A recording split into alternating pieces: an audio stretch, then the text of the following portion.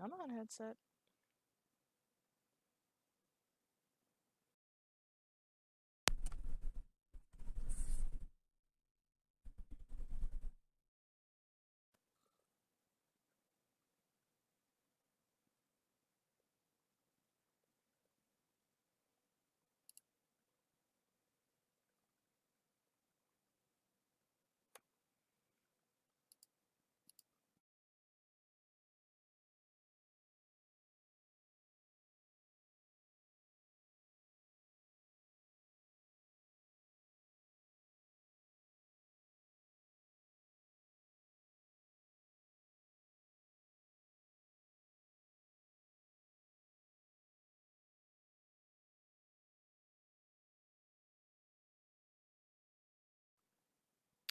One second, I'll be right back.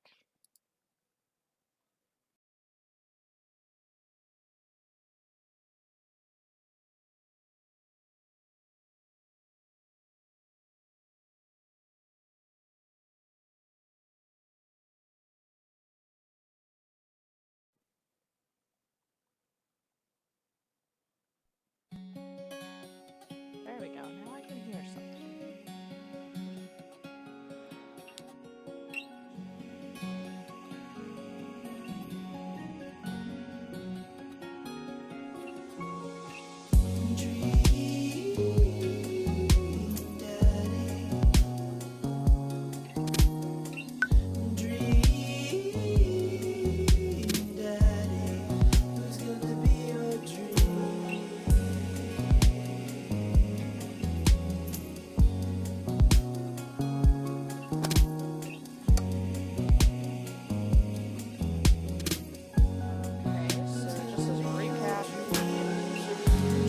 Cookout. We went on. I didn't save any of my previous saves. We went on a date with Craig, which turned out really good. I got an A. Didn't know you were gonna get graded on how well you dated, but I got an A. And then I went on a date with Matt, and I got a C, probably because I didn't make it through the minigame and find him at the concert. So we're gonna go ahead and continue. I think because on the first day that we played, or I played, I was very quickly pursued by Robert. Not sure if it was because he was drunk or what was going on, but I think we're gonna go ahead and try that and see where it goes. Let's see. Make my post here, maybe get some viewers. Twitter.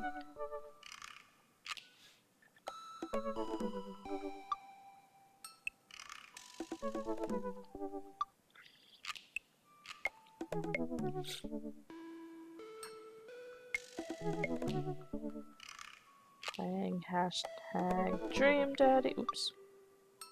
Helps if I spell right.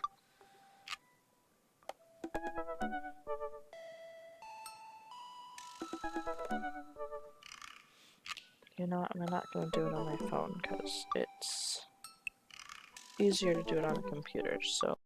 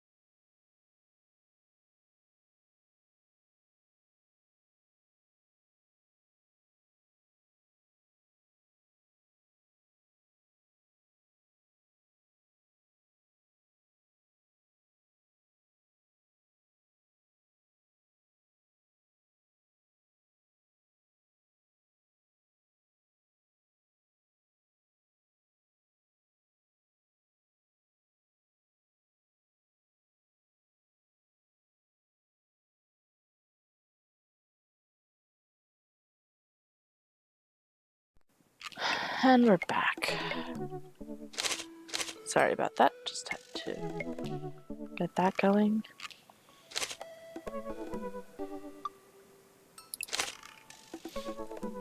So, as I said, because we were so easily pursued by Robert on the first night, even though he may have been drunk, and his profile here is a little scary, we are going to go ahead and message him and see how a date with Robert goes.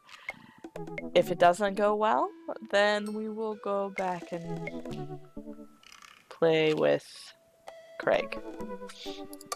Unless you have other suggestions. The only acceptable time and place for decaf coffee is never and in the trash.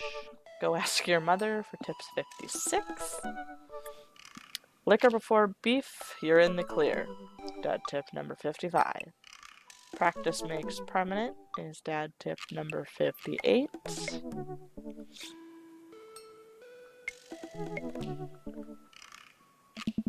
Yay! Robert was pretty nice, a little odd, but nice, and ruggedly handsome. We should hang out. I type out a message to him on Dadbook. Hey Robert, good seeing you again at the cookout. Wanna grab a drink? I sit there for a couple seconds, hoping he'll message me back. Hey, it says that he read my message. I anxiously wait for a response. Twiddle my thumbs or watch cat videos on the internet? I'm gonna go with cat videos. I start down a rabbit hole of cat videos, and Robert quickly vanishes from my mind. I didn't realize how long I'd been doing this, but by the time I watched maybe the 30th cat video, Robert pops back into my head. I jump back over to Dadbook to see if he responded yet. Nothing. Well, I guess the guy's busy. I might as well make the best of my day. And this probably has something to do with the fact that I stopped him. He's probably not too excited with me. It's a really bad reflection of these glasses. I don't even know how to make it stop. Except to... No, I'd have to look up like this. Anyway, I get to walk to the living room. I get up, walk to the living room, then sit down and turn on the TV. History Channel, Food Channel, Game Show. Well, previously I had learned more about the character, and he likes the History Channel. So, ooh, Naked and Afraid, Catching the Deadliest Ancient Aliens is on. I love and hate how they kind of mishmash television show names on here. I'm so cold. I'm so scared. At this rate, I don't think we're gonna catch these aliens by day 50. I'm having trouble following this. Ancient astronaut theorists predict that being naked makes you 10 times more likely to find ancient aliens. Some suggest that aliens are fascinated with the human physique, most notably the butt. Okay, I'm back in. I lose several hours to whatever the hell that was. Sighing, I get up and walk around the house. My stomach grumbles. Time for lunch. Huh. Well, I guess it's time for the old Chef Smith to cook a gourmet delicacy. I walk over to the refrigerator and open the door. I'm gonna make a sandwich, microwave some eggs, or mustard jar. Mustard is gross. We're gonna make a sandwich. I make a sandwich in its entirety while standing there. Who needs plates? The sandwich, a lost art. I admire my work for a second before I clumsily drop the entire thing on the floor. That's something I would do. No! I look around and remember Amanda's not home. This is still good. 5-second rule, right? I reassemble my sandwich, peeling the pickles off the floor and putting them where they belong, in my mouth. Wait, I'm a wreck. I finish my snack and walk. A sandwich is a snack. And walk around the house some more. Bored. When's Amanda coming home? Oh, I just remembered something. We were packing up the old house. I found an old basketball hoop that would hang off the door. It would really bring the living room together. I wonder where I put that. Oh god, now we're gonna make it look like a bachelor pad. Which, in essence, it is, since Amanda will be moving out. I spend a couple minutes poking around the new place until I find it. After installing it above one of the doors in the living room, I'm ready to dunk. Come on and slam. And welcome to the gym. I take a leap from the free throw line and rocket that sucker down the net. The crowd goes wild. And welcome to the jam. He finished it. Yay! I pull up from the three-point line, breaking ankles and sinking a fadeaway. I have no idea what any of these terms mean. I do not do sports. And I forgot the rest of the words to the song. I think I did too. No look behind and back hook shots. Everyone's on their feet. Something Space Jam. I managed to just barely defeat myself at horse before Amanda comes home and we cook dinner together.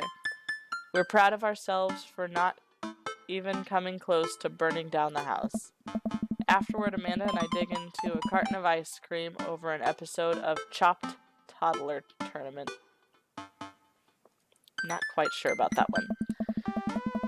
What you have in front of you is a molecularly deconstructed sweet potato with a brown sugar demi glaze with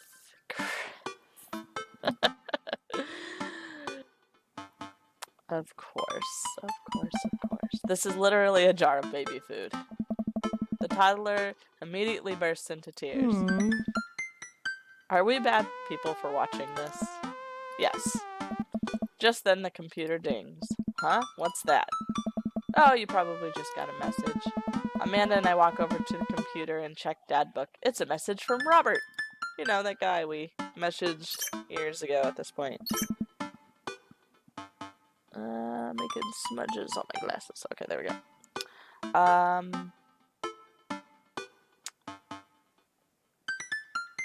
What up, wide? Or what you doing? Got it. What does that mean? What you doing? What am I doing? You're just chillin'. I'm just chillin'. I'm watching television with my daughter. I'm working on my motorcycle. I think I'm gonna say I'm watching television with my daughter. I think the honesty thing might go a long way.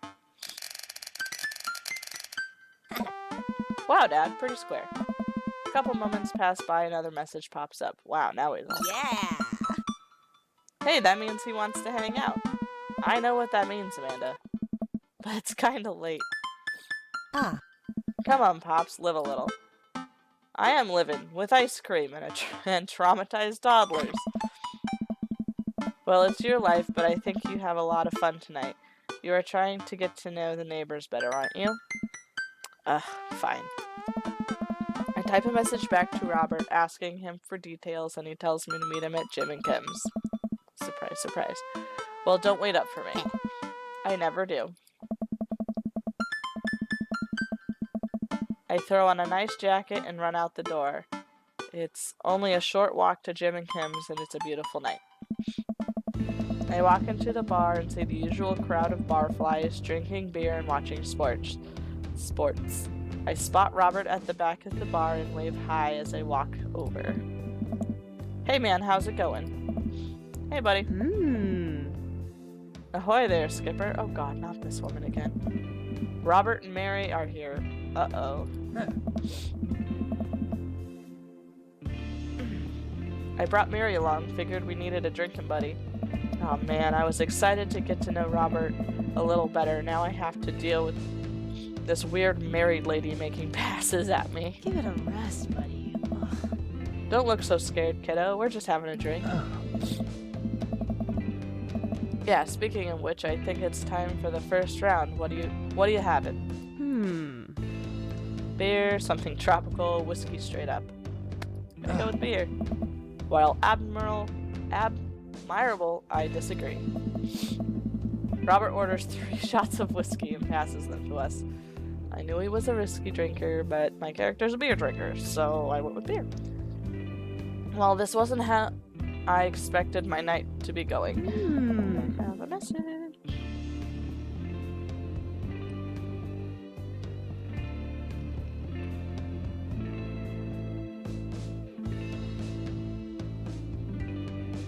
Oh, thank you, J. Torres on Twitter and out of rehab.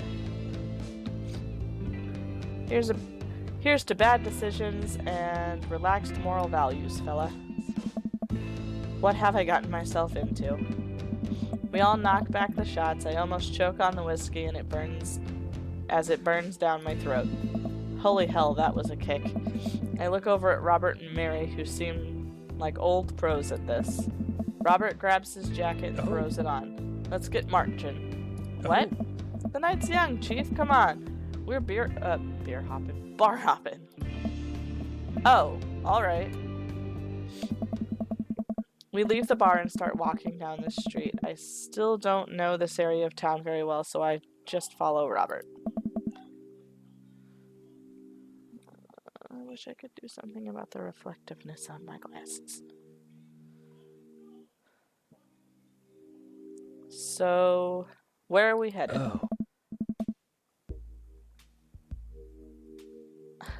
Irish I were drinking. It's an Irish pub. Oh, okay. A good pun is the whiskey to my heart. Oh, wow. Give it a rest, buddy. Ugh. That's like her favorite thing to say. I, again, do not like this woman. Puns are the lowest form of humor, Dante. Try harder. Ouch. Am I gonna be the butt of the joke all night? Oh? Jesus, Mary, put your fangs away for a second. Thank you, Robert. We walk into Irish I were drinking. The bar is pretty much the same as Jim and Kim's, except the old-timey Irish memorabilia on the wall.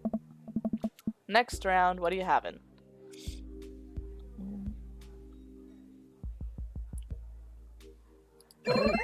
Whiskey hasn't failed me yet. Looks like hearts and eggplants. I'm not quite sure what it is.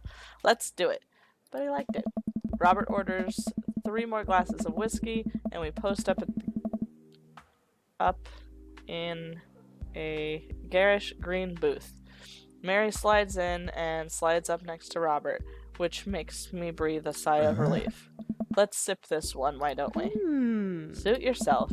Mary immediately downs her shot in one gulp and burps loudly. Oh, very ladylike. Hey!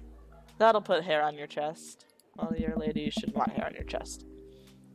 You are truly the paragon of grace and beauty. Stop hitting on her. Mary grabs my drink and sips on it. Hey! Dante, be a dear and get us another round, will ya? She's such a bitch. Don't know how to process this evening at all.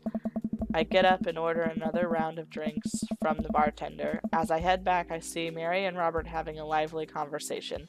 Robert roars with laughter. I don't think I've ever seen this guy smile, let alone laugh. He's got a nice smile, though. I take a seat across the booth from them and pass out the drinks. Hey. So Edith's kid snuck some pot brownies onto the table at the last bake sale, right? And I spot the little hemp sweatshirted gremlin in the act. So I go up to Edith with the baggie, and I'm about to tell her when all of a sudden she just freaks out on me. You're running the bake sale, she says. I should have been PTA president. Your roots are bad and blah, blah, blah. So what'd you do? I told her to have a brownie and that everything was going to be fine. The booth erupted in laughter. I politely follow along with the story. Hey. She ate 3. More laughter. Okay, that was actually pretty funny. She called the cops and told them that time had stopped. Mary looks directly at me. Do you smoke weed? What? You know, the devil's lettuce. I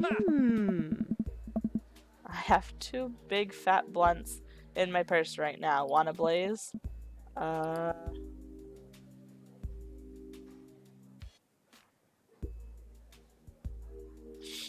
Do I want to kind of be silly? Do I want to outright deny it?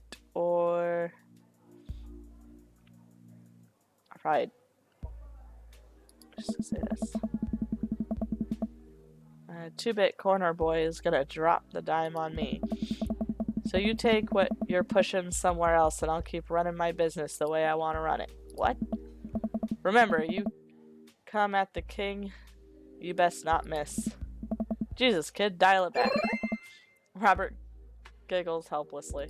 I'm just kidding, cowboy.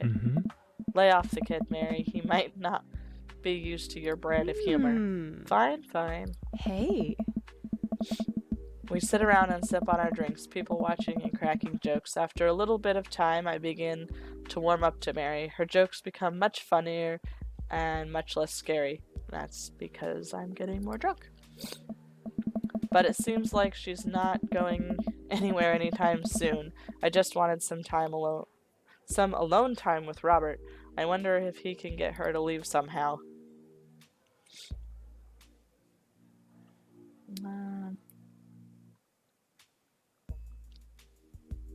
Isn't Joseph wondering where you are? I don't know if I want to bring that cat out of the bag. Lots of eligible bachelors around here. Could you get the next round? You're trying to ditch me, pal? I know. Because if you're trying to ditch me, you can just tell me to scram. No, it's fine. Dante wants alone time with his new best buddy, Robert. Read you loud and clear. The wingman breaks formation to pursue their prey. Huh? Now, if you fellas will excuse me, Mary needs to sink her teeth into a helpless boy. Go with God. Nice seeing you. Ugh. Deuces, nerds. Still don't like her. Mary gets up and saunters over to a younger looking guy at the bar. She grows on you. Does she, though? I feel like she kind of delights in making men suffer. Well, she does. I'm gonna sneeze. But what about her and Joseph? What about them? You know, they're married, and she definitely tried to get in my pants the other night. And I gesture to her across the bar, where she was making goo-goo eyes at that young guy from before. He looks like he's being held hostage. Oh, that's just a thing she does. She's harmless. Tell that to the boy she's hanging off of. Poor kid looks like he's seen war. Robert lets out a hearty laugh. Hey, I got him to laugh. Aw, man. I know I pegged you for one of those straight-laced types. Oh, don't worry. I'm pretty wild back in the day. Still got a little wild in ya?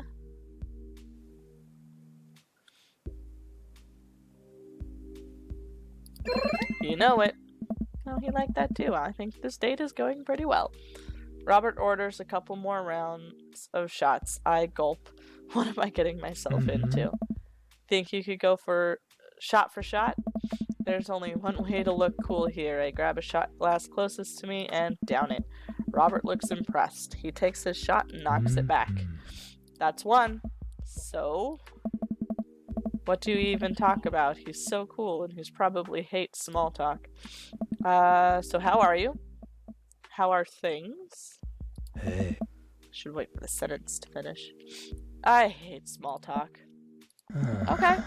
Too many people, and this isn't necessarily you, but too many people think that they have to fill the dead air with noise. Personally, I think they're afraid of silence, or they're afraid of what the other person is going to think of the silence. If you want some unsolicited advice, just learn to be comfortable with silence. Nothing wrong with two people sitting in silence and drinking whiskey. Oh, alright. Oh. Robert and I sit in silence and drink whiskey. I take the rest of the bar patrons laughing, playing darts, spilling beer. Mary giving the hard sell to that young man. The young man pretending he's got a phone call from one of his friends. Huh. Maybe silence is nice sometimes. So, you ever kill a man? I choke up my drink. Excuse me? You know, watch the life drain from someone's eyes. It's not just their life, you know. It's their hopes and dreams draining away. Every memory and experience they've ever had. Gone. No? Great, me either. Robert knocks back his shot and motions for me to do the same. I reciprocate. I'm just messing with you, relax. I laugh nervously. Or am I? I laugh nervously again. We sip more whiskey, and people watch some more. Mary has her sights set on another man after the other one excused himself to the bathroom, and I assume crawled out the window. Gosh, this whiskey's hitting me hard. You betcha. Robert gets out of the booth, shouldering his jacket. Let's roll. Sorry, whiskey, inside voices. Hey. Let's roll. Wait, what about Mary? Brother, Mary's gonna be just fine. I look over at Mary, who's lying on the bar in front of some poor sap. She's singing happy birthday to him while he insists that it's not his birthday.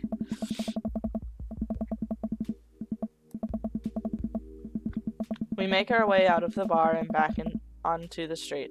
I'm trying my hardest not to stumble, but man, that sidewalk is just coming right at me. I hope Robert doesn't notice me tripping over my feet like this is the first time I've ever been drunk. Where to? You'll see. I follow Robert through the street lamp spotlights until we eventually arrive at the rundown strip mall. There's a beauty salon, a sex shop, a computer repair store, and that looks like it's been closed for 10 years, and finally a liquor store. Wait here, I'll be right back. After a minute, Robert returns with 2 wine bottles and brown paper bags. He hands me one. Cheers. He sits on the curb and drinks. He motions for me to do the same. This is really not where I expected the night to go. I take a sip. White Zinfandel? What? Nothing. I just wasn't expecting. It is delicious, fruity, and refreshing. Don't judge me. I start to say something. Think of his lecture about valuing silence earlier and stop. I sip on my wine and watch cars drive by. Let's throw rocks at shit. What? Robert suddenly hurls a rock at a stop sign. The ding echoes throughout the empty parking lot. That felt good. He presses a stone into my free hand. Now you try.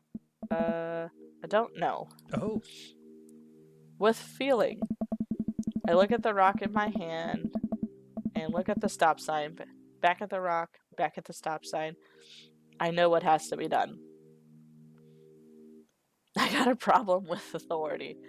I'm sorry. This one's for you, Pappy. I think I'm gonna go with this one. I got a problem with authority! I hurl a rock at the sign. It sails over the stop sign right into the window of a parked car, leaving a crack. Of course it does. Of course that's what happens. Dude, run! I leap up and dart into the nearest alley, wine in hand. I can hear Robert's footsteps behind me. Oh god, is this going to be an alleyway rape?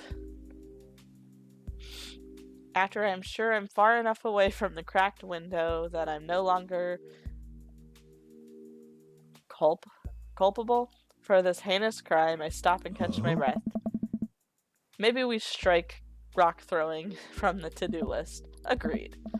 Suddenly my stomach growls. Oh man, I'm starving. Let's get pizza. I can't argue with that. Where's good around here? Actually, I don't even care if it's good. It just needs to be edible and in my mouth in the next 5 minutes. I know just the place. I follow Robert through a maze of alleys and side streets until you eventually end up in front of a tiny, hole-in-the-wall pizza joint. The bright red neon sign reads, Pete's Piece of Pizza. Blech. Ta-da! I can see a few exhausted-looking workers behind the counter tossing dough and pulling piping hot pizzas right out of the stone ovens. My stomach rumbles again. We go up to the counter and get ready to order.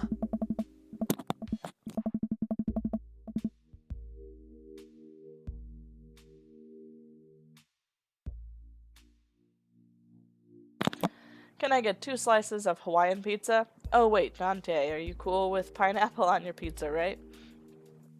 You know. Robert grabs me by the collar. How dare you? I respect your opinion, and I will fight with my life for your right to say it. But where's your sense of adventure? Where's your sense of taste? Why won't you love yourself? How dare you? The juiciness of pineapple paired with the tanginess of sauce is the flavor combination that everyone should experience at least once, if not 1,000 times more. Oh God. I don't know. Pineapple on pizza is one of the few things in life that I genuinely and thoroughly enjoy. Please, just do this for me. No, do this for yourself. So, 2 slices of Hawaiian pizza? Abso-goddamn-lutely. We wait a minute for our pizzas to come out of the oven. I'm practically drooling at the smell. The cashier hands us each a giant slice on a paper plate, so saturated with grease that I'm worried it will fall apart. We take our pizzas outside and wander through the alleyways as we eat.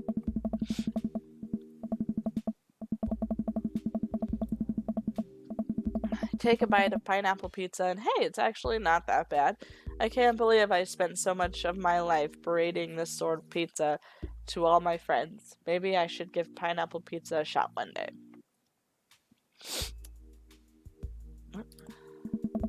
Man, I feel way better now. You and me both. I hear noises coming out of a slightly ajar door in the alleyway. Robert looks at me excitedly. Got any more of that wild in ya? You betcha. I'm so tired. I love my daughter and I should go home to make sure she's alright. Why not? You betcha. See, more hearts and... Robert and I slide the door open and peek inside. It's completely dark except for some flickering light. We slowly creep forward, cautious not to be heard or seen. Oh my God, what's up on my nose tonight? Shh. Don't shh me so loud. Shh. We come to the end of the hallway and find ourselves standing in front of a movie screen. Oh, this suddenly makes sense. Did we really just sneak into a movie theater like a couple of teenagers? No talking during the movie. We look into the audience, and we're surprised to find that it's almost completely empty, save for a row of a few teenagers in the front. They look annoyed when they notice us. Robert starts making his way to the back of the theater, and I follow him. We settle in with our wines and try to make sense of the movie. It's a romantic comedy, I think.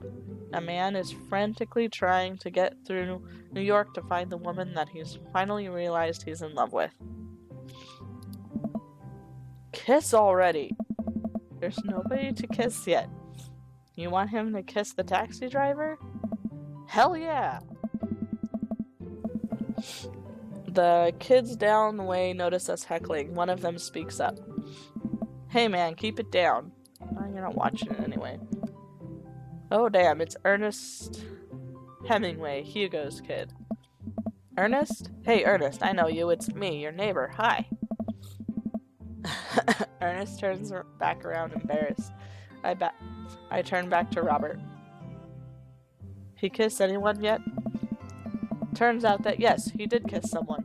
He had made his way out to a tiny island near New York to profess his love to a woman who, for some reason, he knew would be there. She tells him that they hit the jackpot. He said that they had, but I think there was some subtext I'm missing here. Boo! Love is dead. Shut up, it's beautiful. No, you shut up. Ernest grumbles. The credits start to roll. I stand up. Robert immediately pulls me back down. Hundreds of people work very hard to make this film happen, and you're going to sit here and appreciate them. Okay. Look at that, Elizabeth Shelton. She worked really hard. I bet she did lots of good wardrobe design. Thank you, Elizabeth Shelton, for this beautiful film-going experience. And Peter Anders. Catering? Fed a bunch of people so they could have the energy to do their jobs. What a guy. We let the credits roll while Robert individually thanks every member of the crew. Once it's finally over and he makes sure no animals were harmed, and I clicked prematurely. We stumble into the theater parking lot, polishing off the rest of our wine. Hey, assholes! Out of nowhere, a rock flies through the air and hits me on the knee. My knee, what the hell? Ernest and his friends stand in the alleyway, blocking our exit. Oh, what do you guys want? Why'd you go and throw a rock at my knee? This is my good knee. My orthopedist is gonna be pissed. Ernest tosses another rock up and down in his hands. What's wrong with this kid? You've ruined my theater-going experience.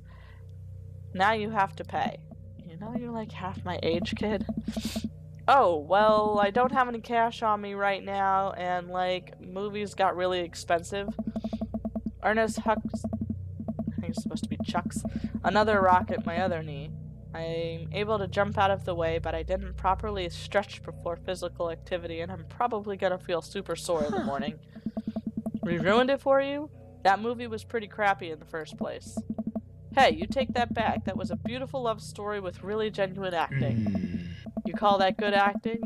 What classicest mainstream slop have you been served your entire life? What? Whoa. Have you ever seen any Michael Powell, A Matter of Life and Death, 1946? Easily the toughest 5 minutes of love you'll ever witness. Listen, man. No, you listen. That popcorn-ass drivel the mass media is shoving down your throat will only make you dumber and sadder. You of all people should strive for a higher standard in the art you consume. Your name is Ernest Hemingway, for Christ's sakes. Oh no, now you've done it. Ernest rushes Robert, screaming like a banshee. Ah! I dive between Ernest and Robert, trying to stop the kid. He lunges forward, kicking me as hard as he can in the knee. Fuck my knee! Robert gets in between Ernest and myself. It's as if he's seeing red. Fuck, my fucking knee hurts. No one hurts my friend. Alright, buddy, talk like a punk, get hit like a punk. Robert squares up into a boxer stance. Queensberry rules. 3-minute rounds with 1-minute rests in between. No low blows, fish hooks, J-jabs, or high blows. What? How dare you?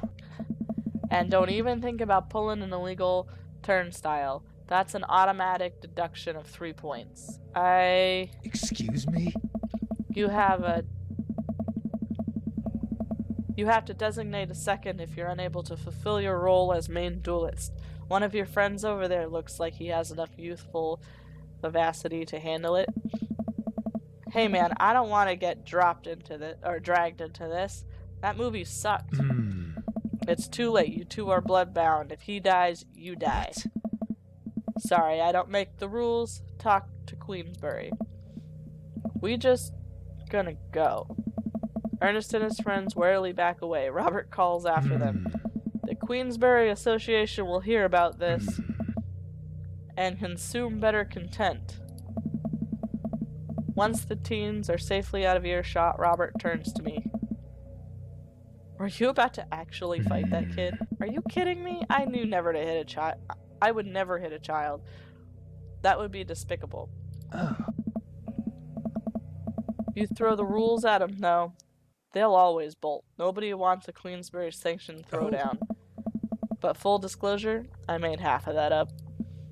Wow. See, you don't even have to know these rules. You just make them up. Come on, let's get out of here. Oh boy. Robert and I cool down a bit as we walk down back to the neighborhood. I'm sorry, I get really into the art of filmmaking when I drink.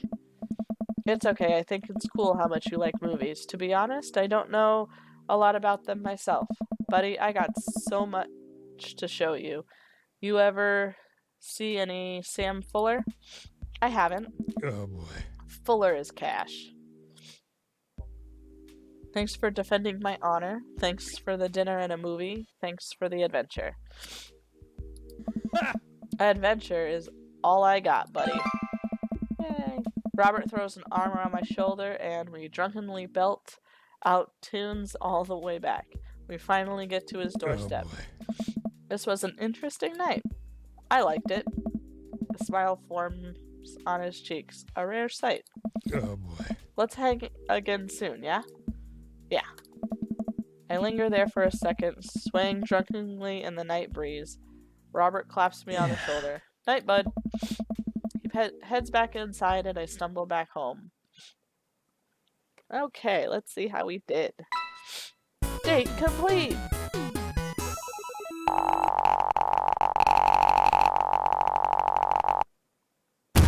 We got an A! Yay!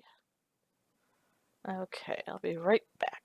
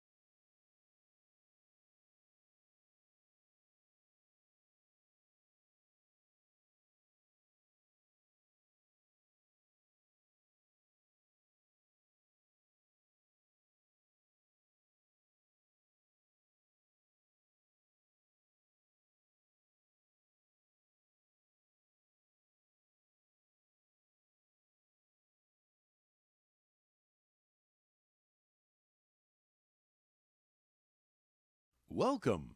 You've got dads.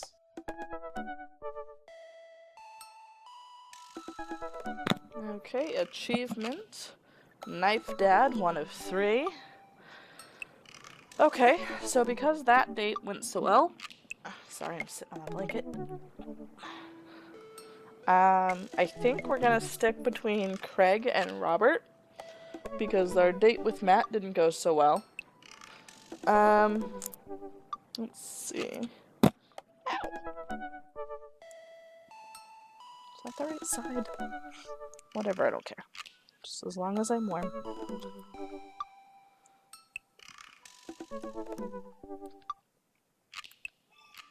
Okay, both sleeping. Jeez. It's so cold in my apartment. Okay, there we go.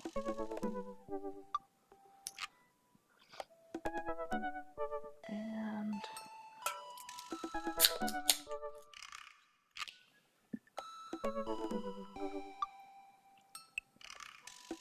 there we go. Okay. So let's go ahead and message Craig. We'll just go back and forth and see how everything goes. Since we got an A on Craig and an A on Robert, we dated Craig first. We'll go back to Craig.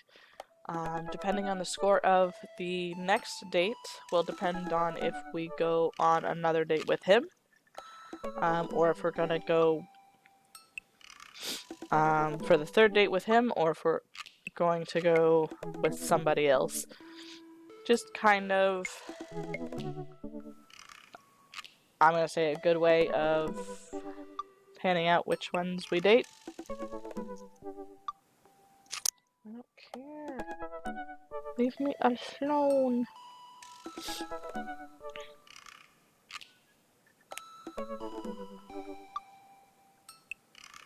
Yay, social media.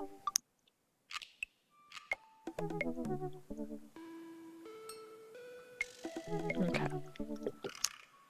So we will message Craig. We have 1 heart with him. Let's see. 1 heart with Matt. And 1 heart with Robert.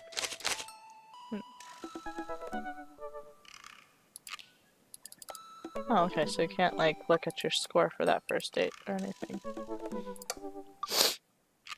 But he's busy, so we'll see. Run through the finish line. Dad tip 41. The only acceptable time and place for decaf coffee is never and in the trash. Dad tip 72.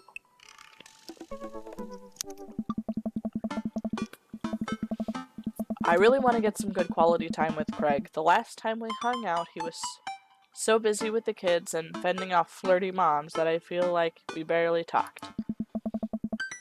Ever since the first time we hung out, I've been trying to get up a little early for runs. I don't think I'm gonna be as embarrassing as last time. Maybe I'll even be able to catch up with him now. I type out a message to him on Dadbook.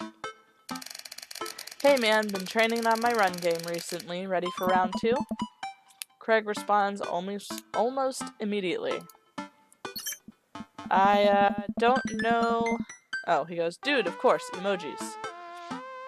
Emojis. I know what emojis are, but I'm not sure why that's relevant to the text. I don't know why he didn't send an emoji rather than type it out. Another message pops up in my inbox from Craig. Let's meet up early tomorrow morning for my favorite morning activity, brunch. PR. Okay. I type back. Brunch, what's that? You run and then you get brunch. I got it. Alright.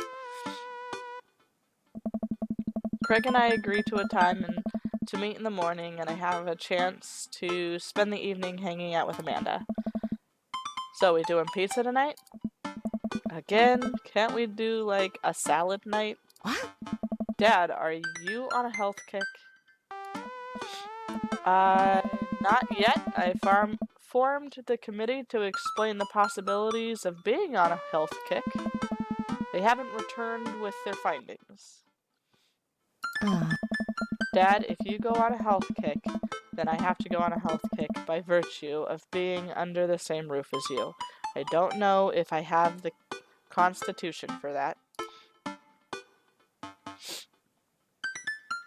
Don't worry about it. The committee is still out. I'm sorry, Amanda, it's time. The committee isn't back with its findings yet. This is a multi-year assessment on several bureaucratic levels. Well, Amanda picks up the phone and stares at me, unblinking as she dials. Hi, yes, can I get an extra large pizza with chicken, bacon, extra cheese, and tomatoes? And a couple of garlic sauce cups. Amanda, you're going a little north there. Oh, right. Can you maybe throw some leaves on there or something? Yeah, he's going on a health kick. Yeah, Rico, I know. It's tragic. Amanda listens for a second. Hold on, I'll ask. Dad, is oregano a salad? Let's see.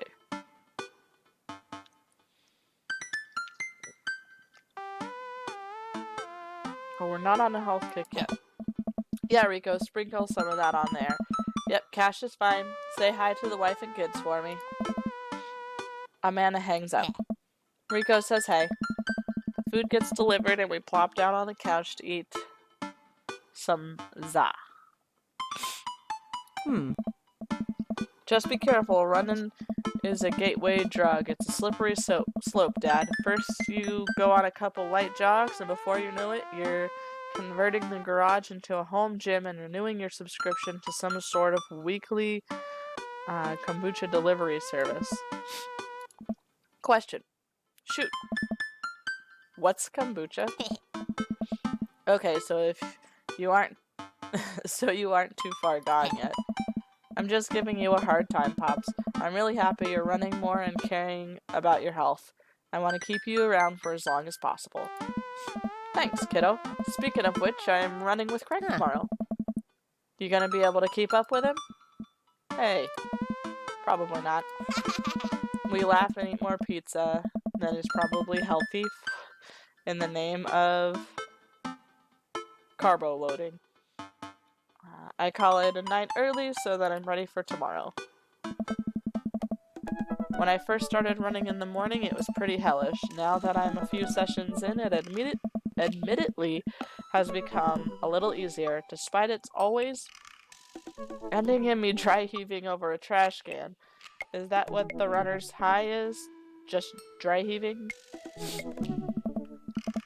I lace up my tennis shoes, throw on a t-shirt from a Writer's Summit I went to 20 years ago, and head out the door at a moderate jog. Craig is already outside with River strapped to his chest. Yay, River, I love River! He's dressed head to toe in a color-coordinated running gear. Wow, I look like a total schlub next to this guy. Hey, bro! Morning, Craig. River gonna be running with us? Best she can. We're taking in the limit, aren't we, kiddo? Yay, the bubble. I love her little spit bubble. Ew. Oh. Oh, I know what that means. Craig hands her a stuffed toy, which makes her smile ear to ear.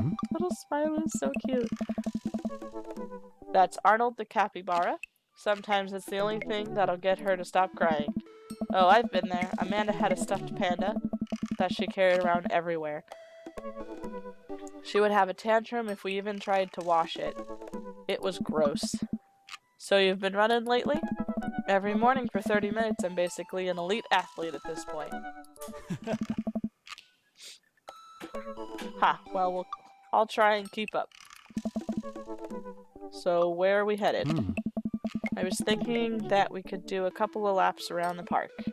Okay, that sounds reasonable. Oh. Then we'll do some hill climbs up a slope. Okay, I can probably handle that. And then we'll close it off by doing some wilderness survival hike running to increase our agility. I'm suddenly struck with an overwhelming need to crawl back into bed. That sounds okay to you? I usually like to throw some timed murder sprints in there, but I'll go easy on you since you're a beginner. That sounds like something I'm able to physically do. Hey! Great, let's get started. Craig and I finally arrive at the park. A few other lone joggers make their way around the perimeter, and River waves enthusiastically at everyone we pass. It's a lot more peaceful in the mornings. Aside from the birds chirping and River gurgling away in the stroller, it's pretty quiet. Didn't they say that she was strapped to his chest or whatever? Alright, good warm-up. That was the warm-up? Hey! Let's start the show. Hey! But wait! Craig reaches into his bag and tosses me a water bottle. I fumble it, but thankfully don't drop it. You gotta hydrate, bro. I take a long drink from the water bottle and feel reinvigorated. Man, I don't drink enough water. I don't like water. Hey, I look down and pick up Arnold River's toy and hand it back to her. Must have dropped this. Thanks for looking out, bro. Hey! You ready? Yeah! Let's go. We finally finished our, however, manly 10th lap around the park. I'm breathing heavily, but I can't believe I actually didn't lose Craig. He's even breathing heavily too, which makes me feel a little better. I look down at my shirt and notice that I'm drenched in sweat. Huh, almost looks like a frowny face. That's one. What? Hey! I'm just kidding. Good hustle out there. I'm really impressed. You're way better than the last time I launched you off a treadmill. Yeah, man, it really pushed me to my limit just now. I can't believe I held on. Sometimes you just need someone there with you to push you to do your absolute best. I'm glad I could be that guy, bro. Who's ready for hill climbs? Blat. She's so cute. There's my little cheerleader. Dante, you ready? You bet. Craig takes me to a separate portion of the park where there's a steep hill. It seems to go up forever. I strain my eyes to see other joggers at the top. So what do we do now? We run up the thing. That looks like a lot.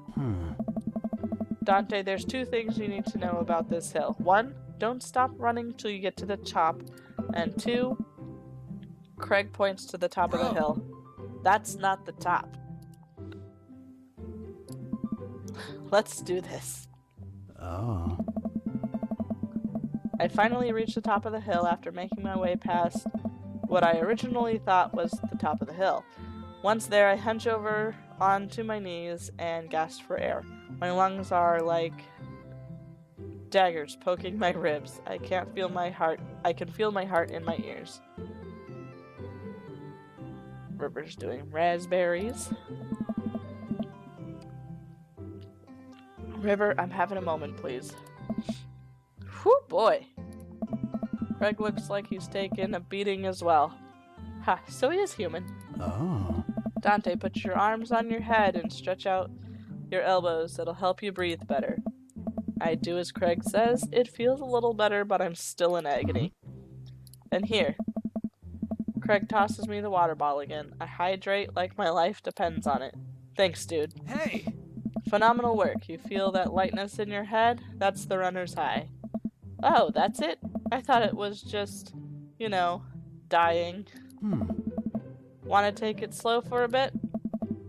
I would like that very much. As we were catching our breath, River starts crying. What's wrong, Sweet Pea? Do you want to play with Arnold? Craig looks around us. Oh boy, man down. I think we lost Arnold. Oh, look at her crybaby face. River keeps wailing. Bro! I've abandoned my child's toy. I gotta find him, dude.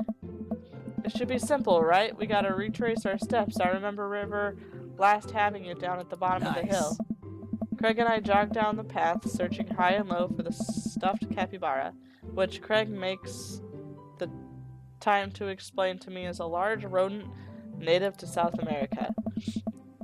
We get to the place River might have dropped it, but still nowhere to be found. Looks like we've got a mystery on our hands. We have to get to the bottom of this. I suspect foul play. Looks like this is a prime case for a world-renowned Detective Smith. Oh. Dude, it's time for a bro adventure. A bro venture. We high-five and decide to jog back to the park to see if we can find any leads.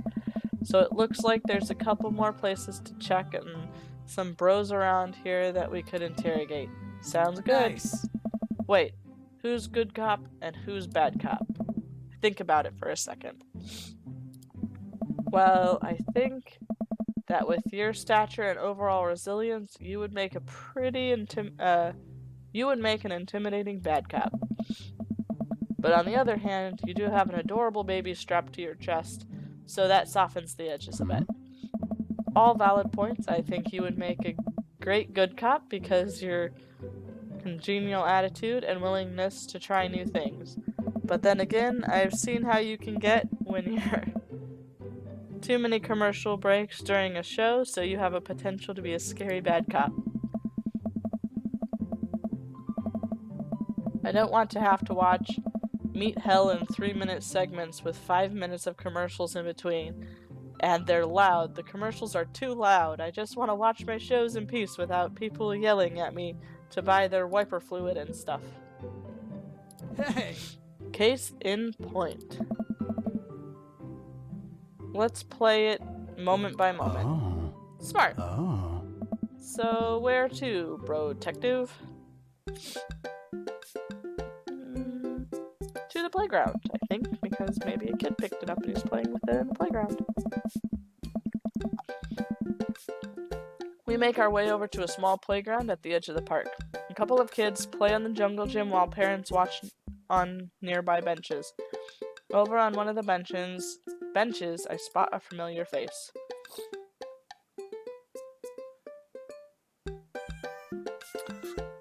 Let's look for clues. Craig and I, two grown adults, walk into the playground and begin examining it meticulously for clues. There's no forensic evidence here. No stray capybara hairs, at least. After searching fruitlessly for some time, we look up. All the parents are staring at us. We smile and we wave as we awkwardly slink away. We head back to the playground. Try to calm River down. It's a pretty nice playground. Might as well get a couple swings in. What about Arnold? Maybe having a little swing might calm River down. Might buy us some more time. You're right, she's about to go nuclear. This might prepare her for the possibility of us being able to find Arnold. Life is cruel and tough, but at least we'll always have swings. Craig straps River into the baby swing and gives her a gentle push. She giggles. Hey! I take a seat on the swing next to her and immediately realize that I'm stuck. River seems to love that. I'm spitting everywhere, that's gross. Craig eventually helps me out of the swing and we decide to get back to the investigation. We head back to the playground. Let's interrogate Joseph. Let's see what Joseph's up to. Hey. We jog over to Joseph, who seems to be engrossed in his book. Joseph! Joseph nearly drops his book. Hey guys, don't think I'd see you two out here. Dante, are you exercising? Sure am. You know me, I just love to run and be healthy. That's kind of my whole thing. What are you reading? Oh, just a book on knots and rope tying. Oh. For boats. Boat ropes. Right. Hmm. Say, you didn't happen to see a stuffed capybara anywhere around here. What's a capybara? It's a large rodent that's native to South America. Joseph thinks for a second. Haven't seen one around. I'll tell the kids to keep an eye out for it. Your kids are here? Hey! Joseph looks around. They were here a second ago. Must have gone exploring around the park. Do you know where they could have run off to? They're kids. They get into mischief sometimes, but they always come back. Alright, thanks for the help. Thanks, Joseph. We'll let you get back to your rope book. Boat ropes. We head back to the playground.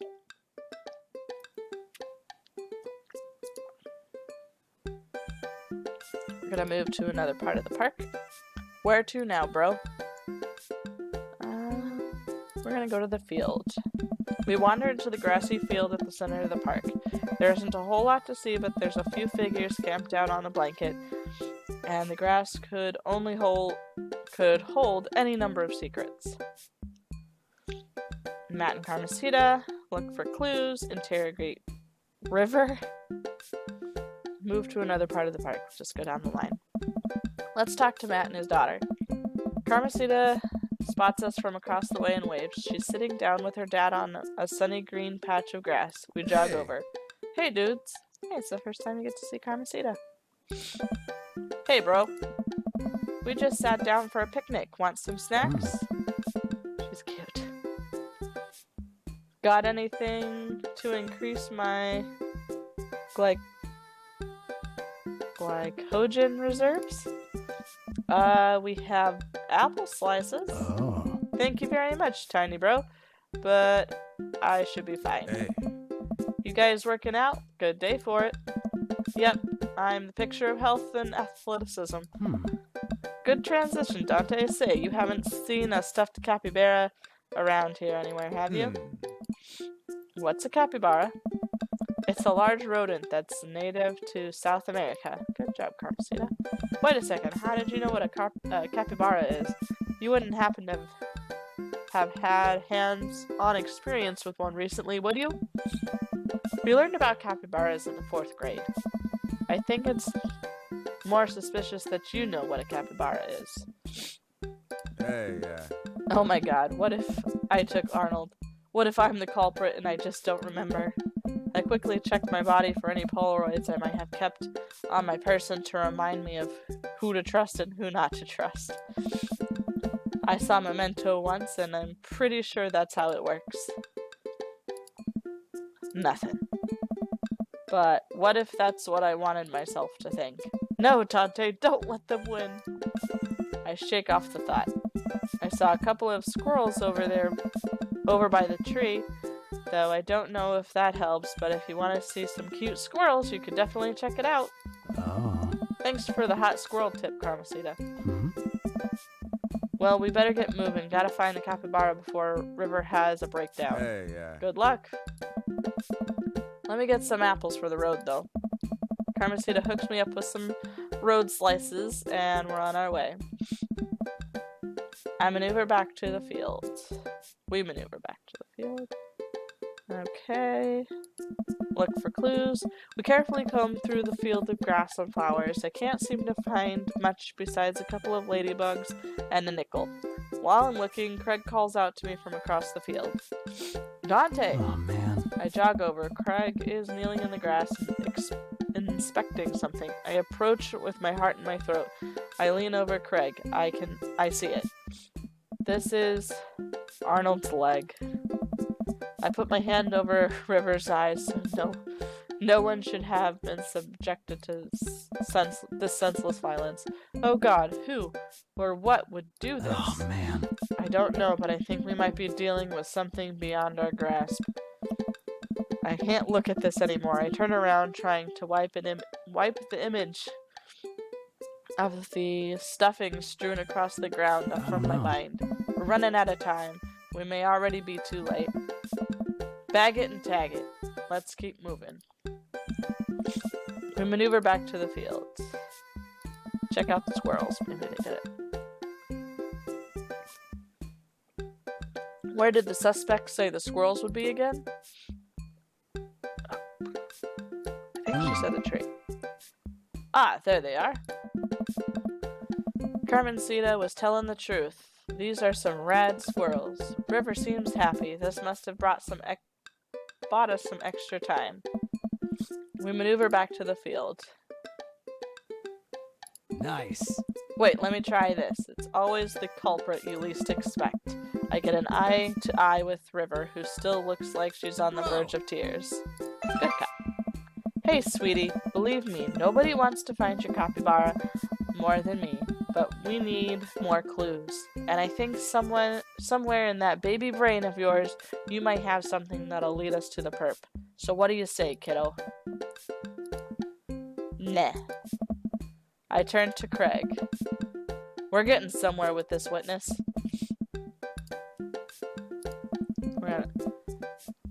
I've deduced where we should go next. We make our way to the outskirts of the park, where a couple of benches by the dense tree line.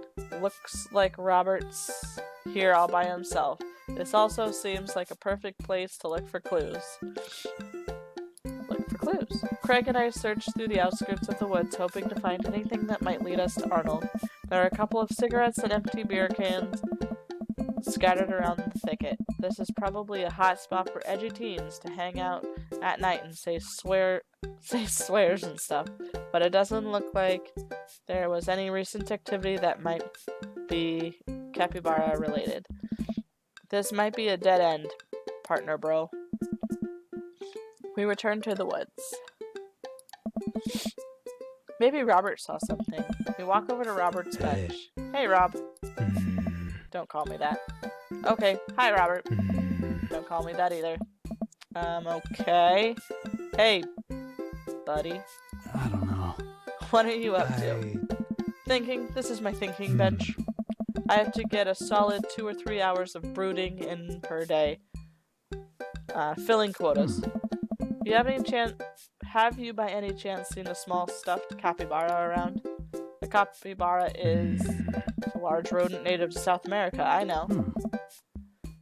So have you seen one? A stuffed one? Not a real one? That would be weird.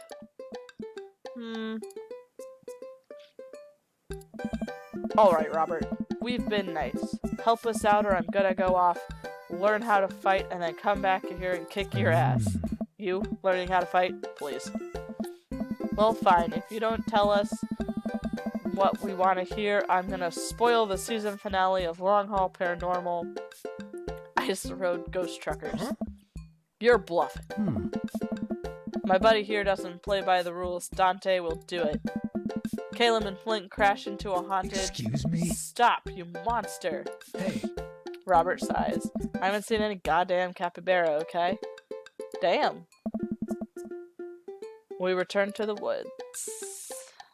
Move to another part of the park. Clock's ticking, dude. Where are we going next? I think we gotta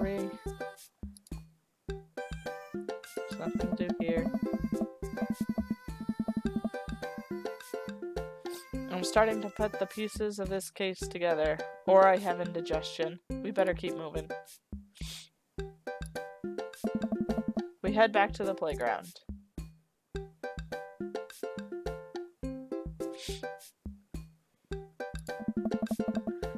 River has had enough of the swings. Her mind will singularly focus on Arnold until another Johnny-come-lately plushes come along. Or her next nap, whatever comes first. Let's see what's Joseph's up to. We jog over to Joseph, who seems to be engrossed in his book. Joseph, do you happen to know where Christian and Christy have gone? They're kids. They get into mischief sometimes, but they always come back. That sounds a little suspect. Mischief, you say? Douglas! Wait. I'm being interrogated right now. Only if you did something wrong. What are you hiding, Joseph? Whoa, kinda getting the third degree here. This is serious. There's a capybara on the line. I mean, you're more than welcome to ask Christian and Christy. I imagine they've had their ears to the ground on all the latest playground drama. They might have seen somewhere around the woods. Thanks, Joseph. We'll let you get back to your rope book. Boat ropes. Okay, you said that they might be in the... River's still holding it together, but not for long. Her tiny eyes betray a barely concealed, broiling rage just beneath the surface. Or something. She's a baby. I don't know. Let's move. Head back to the woods, because that's where he said they would be. Joseph twins must be around here somewhere. Time to grill Robert again. We walk over to Robert's bench. Oh Christ, what now? Come on, Robert. The sooner you tell us what you know, the sooner we can let you get back to brooding. Bad cop time, Robert. If you don't help us, I'm gonna put you in a headlock. Is that a threat or a promise? I don't know. Whoa, slow down. Hey. Back off. River's screeching is louder than ever. I'm exhausted. Nice. Craig is exhausted. Oh, buddy, I got a rain check on brunch. I need to get River home to calm her down. Alright, good luck, bro. Thanks, bro. I head back to the cul-de-sac alone and head inside the house. I'm all ready for a shower, a gallon of water, and a nap. I bet Amanda's still asleep. Eh? They crack open her door and find her still in bed, sleepily scrolling through her phone. Morning. Afternoon, actually. Right, how was brunch? Well, we had a good time with the run part, but we didn't make it to the rest of the portmanteau. Huh. To brunch. We didn't make it to brunch. Somehow we lost River's toy capybara on the run. A capybara is... Dad, don't patronize me about giant rodents, I know. Sorry, anyway, we figured out that Joseph's creepy twins had something to do with it, but we never got to the bottom of it. So the run went well, though? I was a little worried about your endurance. Yeah, it was rough at first, but it ended up being a piece of cake. I actually feel pretty good. My legs give out. I find myself on the floor in the hallway. I'm just gonna hang out here for a while. You take your time getting up. Try and drive. Oh. Date complete. How did we do today? Probably went bad. Admire your hustle. B. I guess that's still a good score. We'll try 3 again.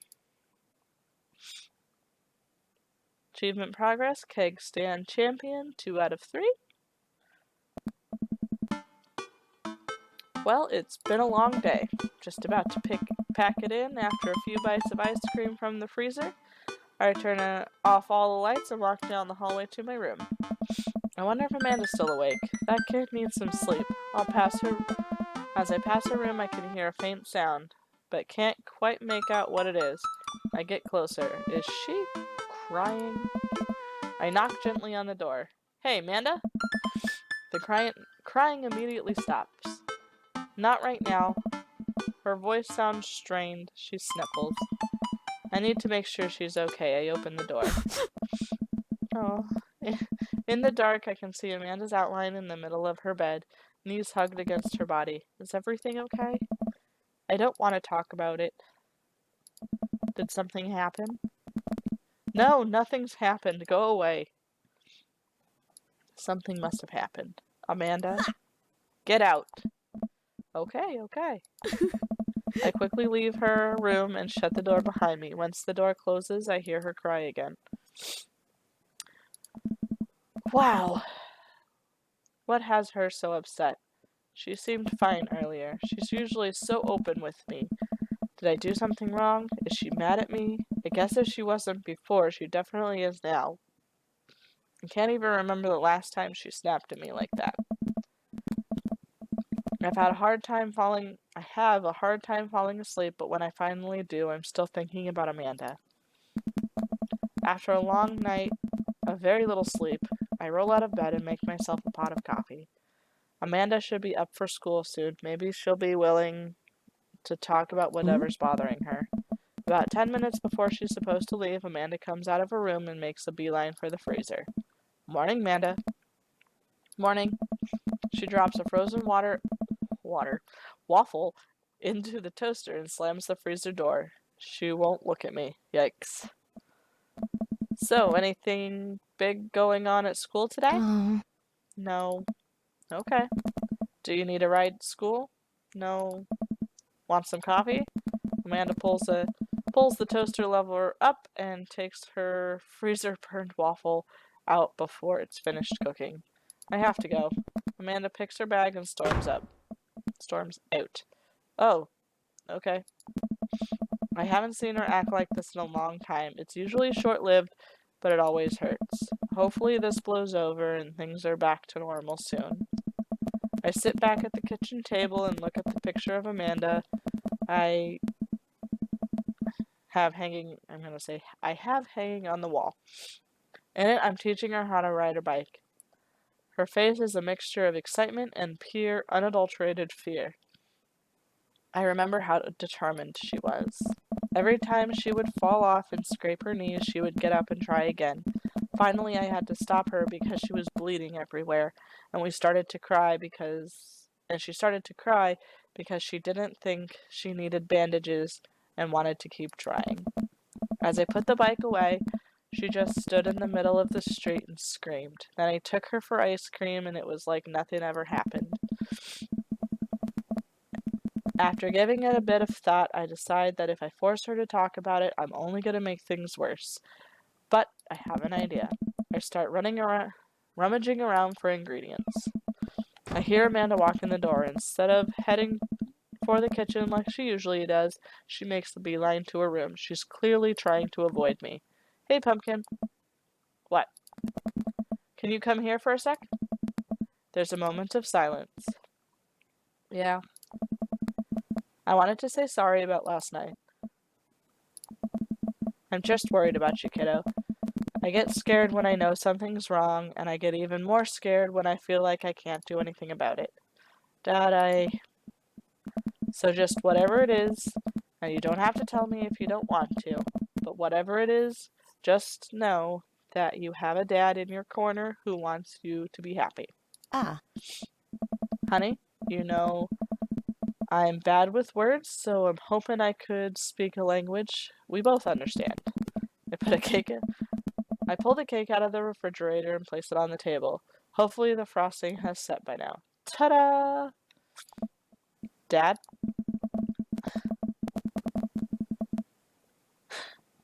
That's so cute. Sorry you're sad, but I support you 100%. Heart. It took me a really long time because I ran out of red frosting somewhere around sad and had to start all over again. Or start over, and this is beautiful. It's strawberry. Amanda gives me a big ol' hug. I grab some plates and forks and serve up some delicious cake. So, it's really stupid. What is? The whole thing. I know I've been really weird lately, and I don't even know how to explain it. I feel like I might have to make you a chart. I'm listening. Do you want me to take notes? I should start from the top. You know how Emma R is going to a fancy school in California, right? Emma R? The one who puked in Dead Goth and Beyond? The best friend? The other one? Dad, that's me. What? I thought you were Emma P. Dad, are you doing okay? I'm getting legit worried. I've been doing a lot of gluing and varnishing and unventilated spaces. Carry on. Anyway, ever since she got acceptance letter, I've been feeling like she's drifting away, you know? Oh, good. I thought it was a boy. And she's been spending a lot more time with Grace and Emma P. I just thought it was all in my head for a while, but then I found out from Rosie M that both of the Emmas, Grace and Noah, all went to a party at Mackenzie F's on the same night, and they all told me they were busy studying for Calc AB final. Yikes. Oh. So, another important piece of information is, God, this is embarrassing. I, have a crush on Noah, and, that's the thing. What? Whoa, I had no idea. I definitely didn't know that, okay? You're a bad liar. So are you. I learned from the worst. Anyway, so the only person I told that I have a crush was Emma R, and she promised not to tell anybody. I didn't confront them about the party thing because I didn't want to start drama. So I just kept quiet and keep going about my business. Amanda sighs. And then one day I invite everybody out to get nachos at the mall, and after not texting me back for like 2 hours, even though none of them ever put their phones down for more than 60 seconds, they all say they're busy, like simultaneously. So I tell them, never mind, I'll just eat nachos at home, right? But we're out of chips, and I really, really wanted nachos. Totally understandable. So I go to the mall anyway, and I get the food court, and who do I see there? Grace, Emma P, Emma R, and Noah, all hanging out together, eating nachos without me. What? It gets better. I'm standing by the escalator watching them, and I realize that Noah has his arm around Emma R, which is kind of weird, right? But then they kiss. No. Yes, I know. So I storm over and I'm like, hey, and Grace drops a nacho on her shirt because of course she does. And Emma R is just like, glares at me. Grace, nothing is coming up. I don't know who that is. Grace is the... gossipy one? I know. Grace is the one nobody really likes, or I guess that's me now. But anyway, nobody will say anything, and I'm just like, you guys suck. Which I realize is not the most eloquent thing to say, but I was very angry and really embarrassed, and I just want to get out of there. So I left. Without nachos, might I add, which only further contributed to this shitty day. And immediately drafted a super long text to the group chat asking them why they were been so weird. And I wrote another one to Emma R asking how long the Noah thing's been going on, and sorry, I know that's a lot. You still following? Okay, what did Emma R say? I'm a little confused, but I think I understand. I have no idea what's happening. What did Emma R say? Oh, okay. Get a load of this. Emma R says, you know what? Let me just read it to you. Amanda pulls out her phone and reads word for word an arduously long string of text messages. Can you believe that? I care so much about Amanda's social life and mental well-being, but man, do I not understand what she's talking about. This is all beyond me, but I'm trying my hardest to be supportive. They were dating in secret for like months. So I told her that she's being a really terrible friend, and she's like, well, if you think I'm so terrible, then just stop being my friend. And I was like, okay. And then she left me on read. Left me on read. And then, wait, left me on read? What's that? Oh, like, she saw my message and didn't reply. And I know because there are read receipts. See, now I know. I don't know what read receipts are, but I'm gonna nod and pretend I understand. Gotcha. So while this is all happening, I'm talking to Emma P about how mad I am, and she's at least being kind of reasonable, and I'm venting to her about how pissed I am at everyone and stuff. And then out of nowhere, Noah texts me and is like, how could you say that about me? And I say what about you? And he tells me that Emma P sent screenshots of everything, and I told her to the group chat that I got kicked out of. Alright, I think you lost me at screenshots. That definitely sounds bad. There's so much more, but honestly, it's all really stupid teenager stuff. The bottom line is that everyone dropped me. Half of my grade hates me, and now I have no friends. Amanda, I'm so sorry. I almost expected it from everyone else, but Emma R. Been there since Dad died. I can't believe she would just stab me in the back like this, or whatever. I'm not even that mad that she's dating Noah. I'm just upset that she lied to me about it for so long. Amanda stabs at the remnants of her cake. Okay, I take it back. I'm kind of mad that she's dating Noah. Like, what did I do wrong? Why does everyone suddenly decide I'm not cool anymore? Why wasn't I enough? I don't understand. And as mad as I am at everyone, like, I miss them, Dad. Amanda looks so dejected. I almost can't take it. What could I possibly say to help? Anyways, that's it. That's the whole sordid tale. Thanks for listening.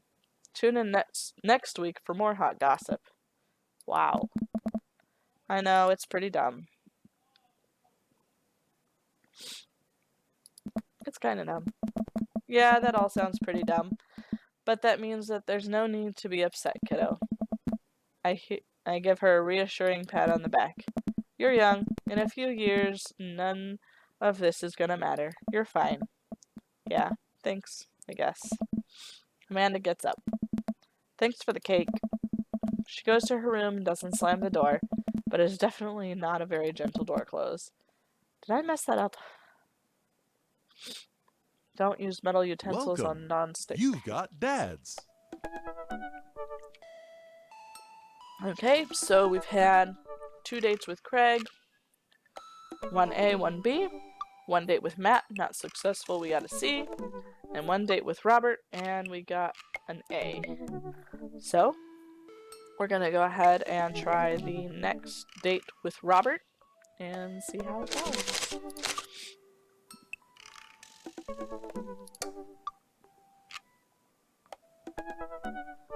You're never too busy or important to kind for others. Dad tip number 92. Okay, I had a lot of fun with Robert the last time we hung out, but I'm beginning to wonder if he's dodging me. I tried messaging him a few times, and Dad Book says he hasn't even read them. Haven't even seen him come out of his house, actually. I decided to send him one last message, figuring that this will produce the same result. Hey man, don't know where you've been, but we should grab a drink soon. I walk away from my computer because at this point I know he's not messaging me back anytime soon. I linger in the kitchen. I'm all caught up on work. The house is relatively clean. Maybe I should do something nice for Amanda.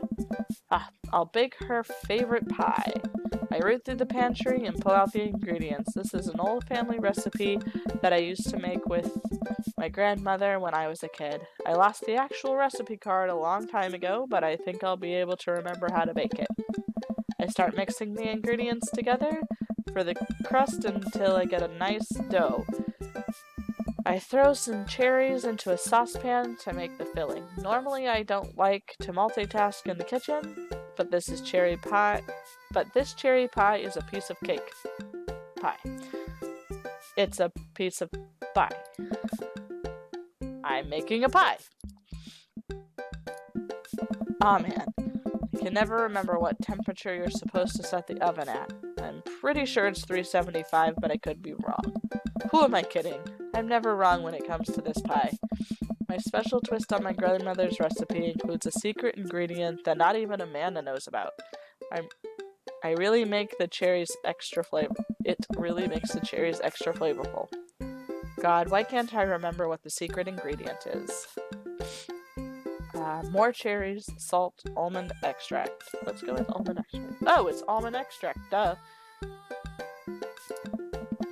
Oops, I accidentally poured a little bit too much in. Way too much in. I'm sure it's fine. Baking is an art, and some of the most beautiful art comes from mistakes. I finally get the pie in the oven. How long am I supposed to leave it in there? 50 minutes? I'll just wing it. Amanda's going to be so excited. This kid loves a good pie. I have a seat in the kitchen table and do word jumbles until Amanda comes home. I can hear the door slam open. Yo, Pops. What smells like pie in here? It's pie, sweetie. Amanda darts over to the oven and looks inside. Yes! Yes! Hey, it's not done. Be patient. Hmm? What's your angle here? What? Huh? Pies are an objective-based confection. What are you trying to get out of me?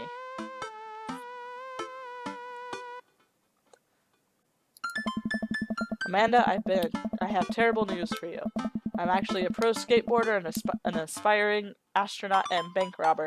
The lifestyle is calling back and I must go. One last job, you know how it is. This pie was the only way I knew how to tell you. Well, I appreciate the years we spent together, but a trade-up is a trade-up. Remember me when you're kicking your feet up in Ibiza. Yeah. Thanks for all the pie. We share a cordial handshake. I wait a few minutes before taking the pie out of the oven. I set it on the rack to cool and guard it so Amanda doesn't dig into it before it's ready. Huh. What? Does it look kind of weird to you? Oh, that's just me taking artistic license on what cherry pie means to me emotionally. I'm just saying this because, you know, it seems like you might have baked the pie incorrectly. And you're currently, right now, trying to pass it off as a good thing. It's art, sweetie. Was it art when you accidentally baked a whole uncracked egg into the center of my 12th birthday cake? Well, it's... Was it art when you tried to make brownies and accidentally created chlorine gas? Well, that's a bit of an exaggeration. Was it art when you just eat the pie, Panda? I cut us a few slices and we sit down to eat. The cherry filling oozes out of the sides and the buttery crust glistens. I watch Amanda take a bite. Ugh. What's wrong? Is it not good? Amanda winces and fans her mouth. No. I just burned the heck out of the roof of my mouth. This pie is amazing. Sorry for doubting you. I breathe a sigh of relief and take a bite. She's right. This pie is pretty incredible. As it always is. I'm pretty proud of you for making a pie without burning the house down. I got a few dad tricks up my dad's sleeve. Maybe fathers aren't as bumbling and stupid as the media makes us out to be. Maybe we as a society should have a little more respect for fathers as a whole. Hey. Dad, your sleeve's on fire. I run into the sink and I put myself out. Pride will be my undoing. Amanda and I clean up the kitchen and play a little more living room hoops before she retreats to her room to do homework. I go back to my room, my word jumbles. Hey, this one spells cat.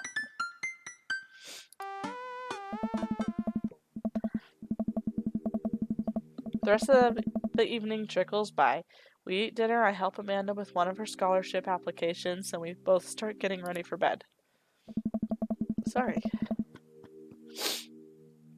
I decide to check Dad Book one last time before I climb into bed. Still nothing from Robert. Huh. Hope he's okay. I turn out the lights and lie down. And I get a message. Hey, Dante, hey. Hey, Dante. Hey, I'm outside. What is that? I was just on the verge of falling asleep. I climb out of bed and I try to identify the source of the digging. My computer screen illuminates the dark room. Oh, come outside. I walk over to it, ready to turn it off when I notice what's happening on screen. Don't make me honk. I will honk. Get out here. I look out my window and sure enough, there's Robert leaning up against his pickup truck in my driveway. I open the door and I try to figure out what's going on. Hey! Hey. Wanna hang? I was kind of sleeping. That's no fun. Come hang out. I would argue that sleeping is very fun, but I don't have to be anywhere in the morning. Might as well live a little. Sure. I don't know. Cool, you plan on going out like that? I look down and realize that I'm, in fact, not wearing pants. I mean, I don't mind. Right, 1 second. I run inside and throw on my going out pants, shoes, and a jacket. I grab my keys and meet Robert back outside. Ready? Ready. Hop in. I jump in the passenger seat of his old red pickup truck. I have to move a few empty cigarette packets and a gas station receipt out of the way before I can sit. Robert silently starts the car, and we drive out of the cul-de-sac. Hey. You like Tom Waits?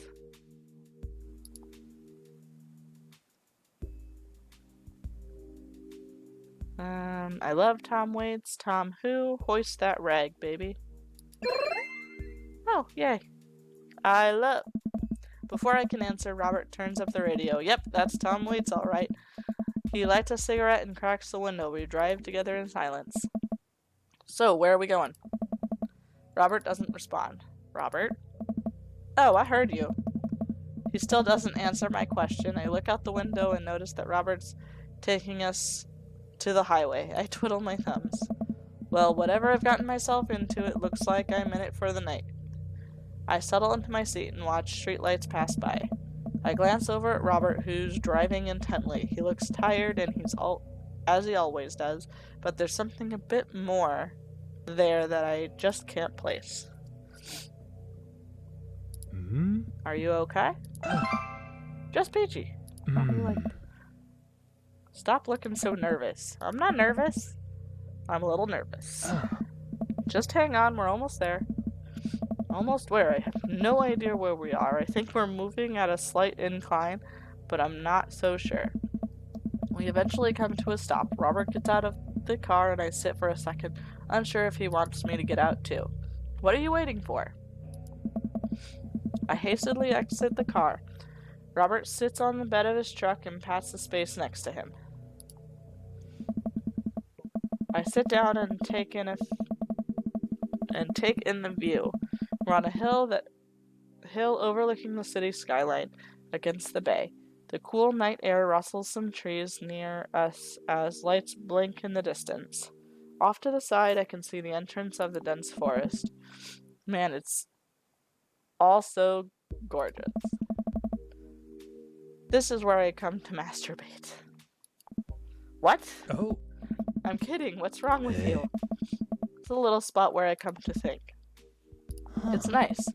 You can see the whole city from up here. It really gives you some perspective.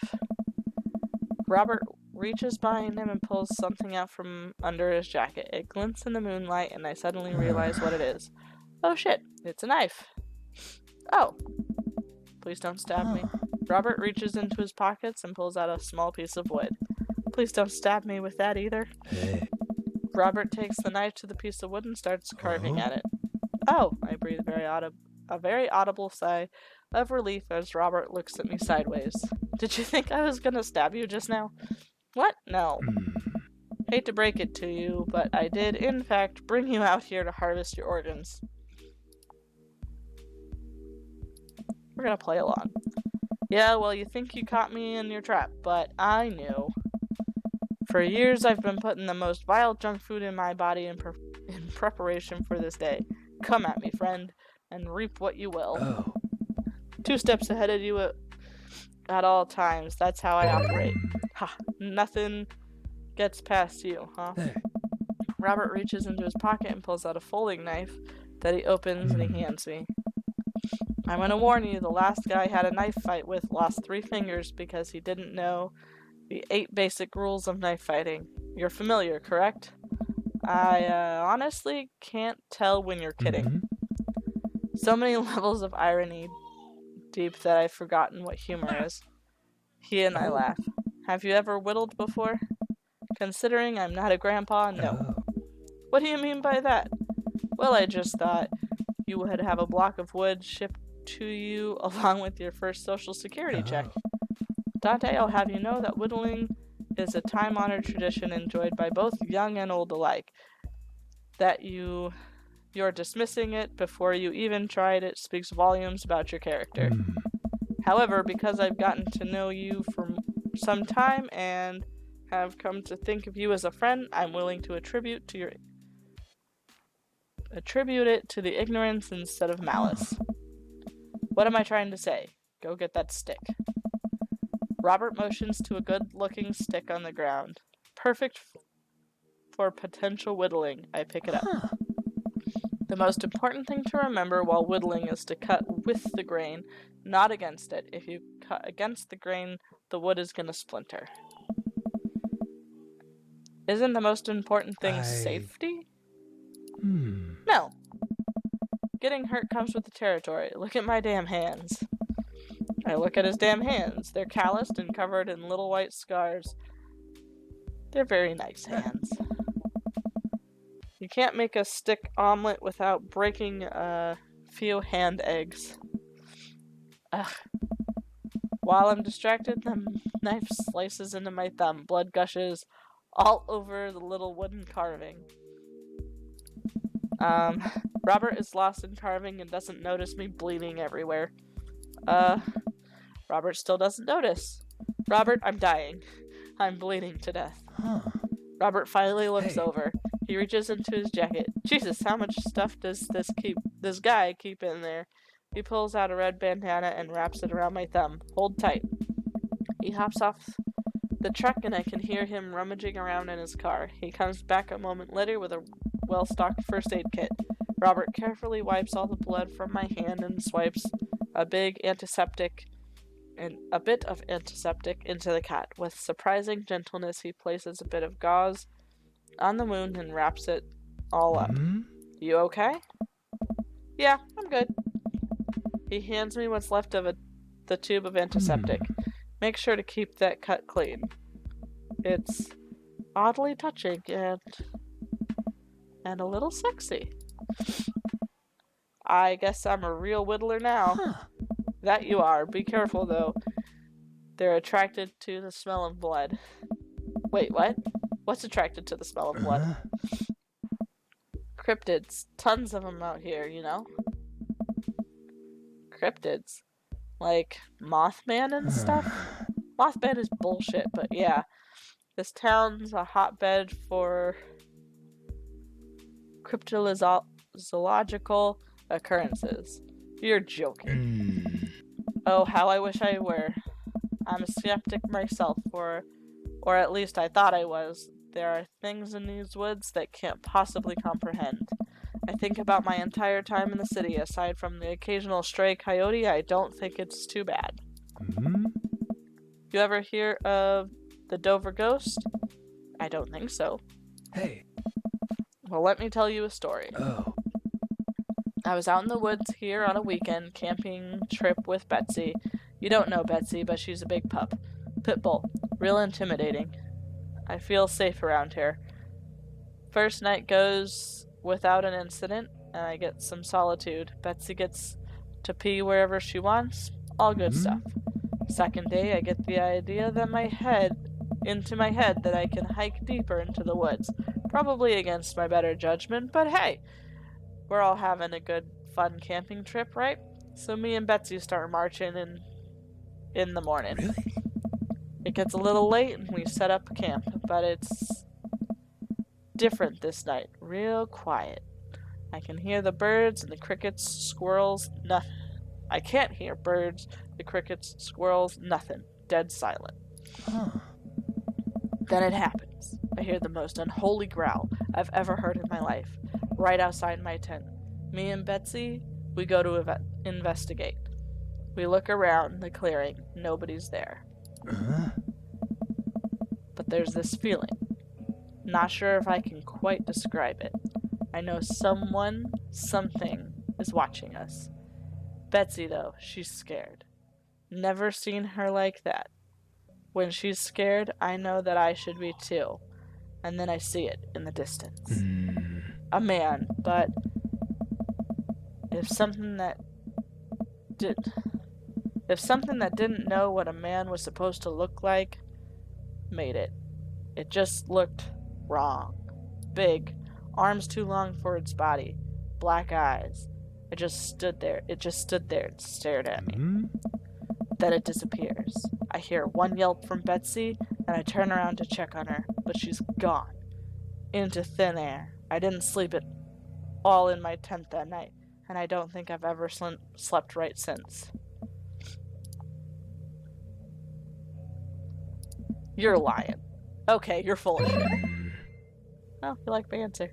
You think I'm lying? Robert pulls out his wallet and shows me a picture of a beautiful pit bull. Tell that to Betsy. They say that if you listen closely on quiet nights just like tonight, you can hear the howl of the Dover Ghost. A howl resonates through the woods. It didn't sound like a regular howl. It's too guttural, even from far away. Something about it makes my skin crawl. Okay, Robert, real funny. I turn to see Robert. He's white as a sheet. You're messing with me, right? Really? I was messing with you up until literally just now. I totally made that camping story up. I strain my eyes to scan the forest line, trying to see where the howl originated from. Off in the distance, I see something. It's so far away I can barely make out the shape. Looks like a human, but it's dragging something. Do you see that? We should go. Whoa. Robert and I slowly back away and get into the truck. He turns off his headlight so we can make the slow crawl away. Back into the road. I'm too scared to look back. What was that? Huh? The Dover ghost, I guess. I chuckle nervously. This time he doesn't seem like he's messing with me. Or maybe someone illegally dumping garbage on the wildlife preserve? Yeah, that's the story we'll tell ourselves. Huh? We sit in silence for a little while longer, the fear of whatever that was slowly subsiding as we get closer to the city. Thanks for coming out. This was fun. I don't know. I'm sorry I haven't been in touch. I've just been in away lately. I had to get out of the house. Had to be around somebody. You doing okay, man? Robert thinks for a second and lights another cigarette. Oh. Been doing a lot of thinking. He takes a long drag. As I get older, I feel more and more like I'm just drowning in the sea of regret. I was always busy chasing after these things that I thought would make me happy, and I didn't think about anyone else. All I cared about was myself. I didn't even think... Robert stops. I waited for him to finish his thoughts, but he just stares at the road.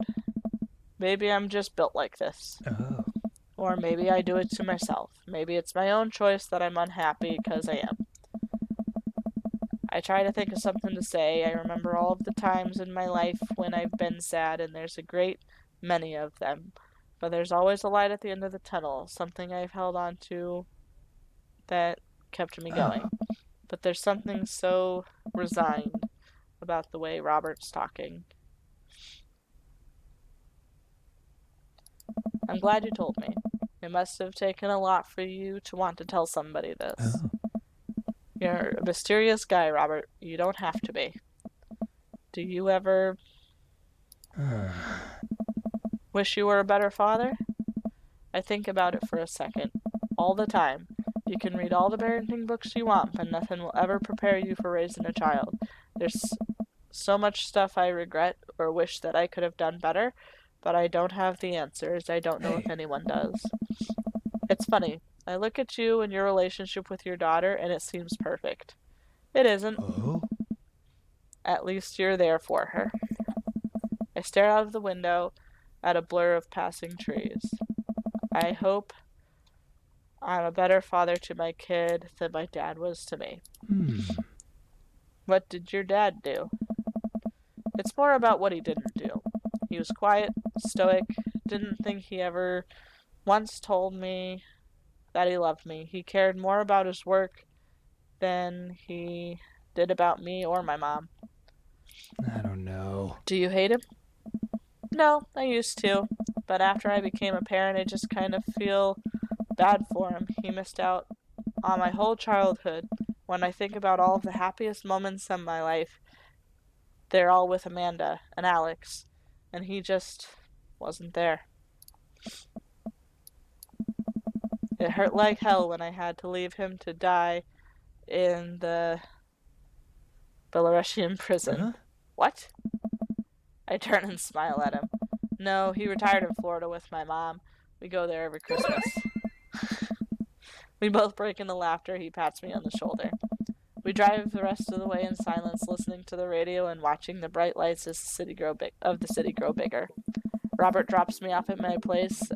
As I'm about to close the passenger door, I realize I still have Robert's pocket knife in my jacket.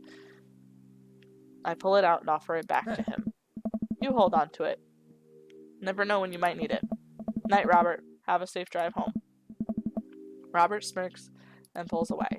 Then he immediately pulls in his driveway, which is one over from mine. He gets out and waves. I tiptoe into the house, careful not to wake Amanda. Whoa, where did you come from? I look around and spot Amanda coming out of the kitchen with a glass of water. I thought you were sleeping. Oh, Robert woke me up to go cryptid hunting. Yeah. You know the Mothman is bullshit, right? Amanda, Lang. You know what? It's fine. Huh. I think about the conversation I had with Robert in the car as Amanda starts walking towards her room. Hey, Amanda? Huh. She stops. I love you. It's weird when you say it outright and sincerely like that, but I love you too. Night. I chuckle to myself and then finally decide to go to bed.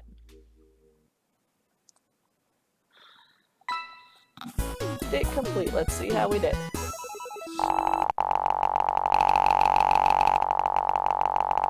Oh, that was a pretty good date. I got an S. Where'd my pants go? What?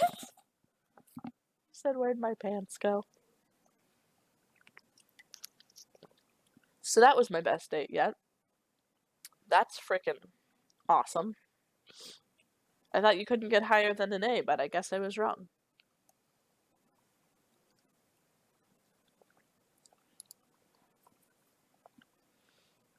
So, achievement process, knife dad, 2 out of 3. It's a beautiful night and the air smells so fresh, so I decide to take a long way home. I casually stroll through the neighborhood, taking in the sights and the sounds of the suburban city with a low crime rate and a wide walkable sidewalks at night. As I approach the bar, I can hear patrons inside cheering. Oh, I bet the game is on. I wonder if my team is playing tonight.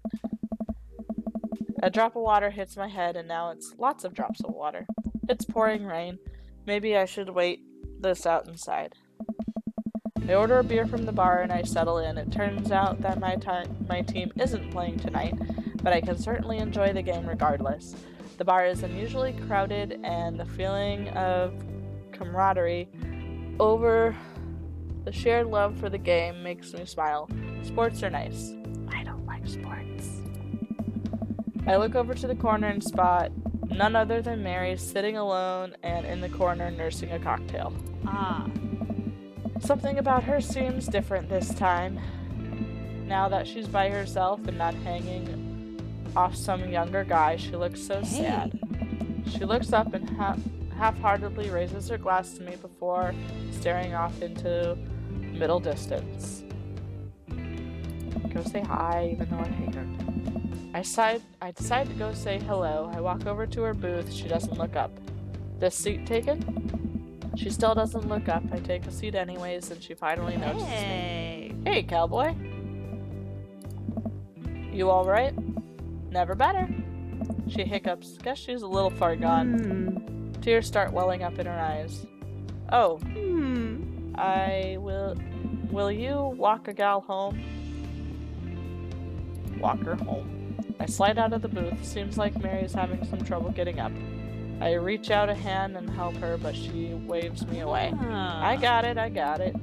She clearly does not got it. You know what? Hang out here for a second. I walk over to the bartender and pay Mary's tab. Hey, I don't know if you remember me, but I live in Mary's cul-de-sac, and I'm just making sure she gets home safe tonight. I know you.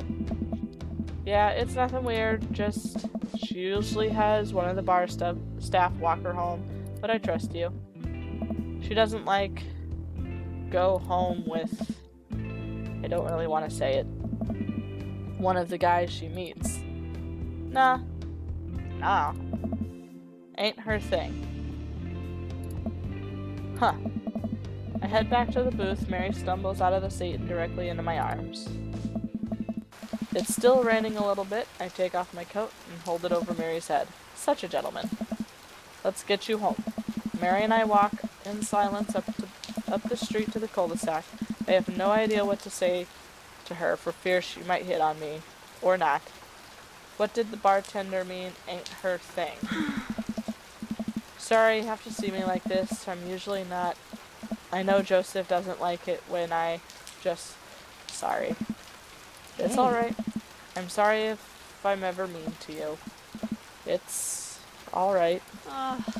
No, it's not. I know it's not. I'm just having a really...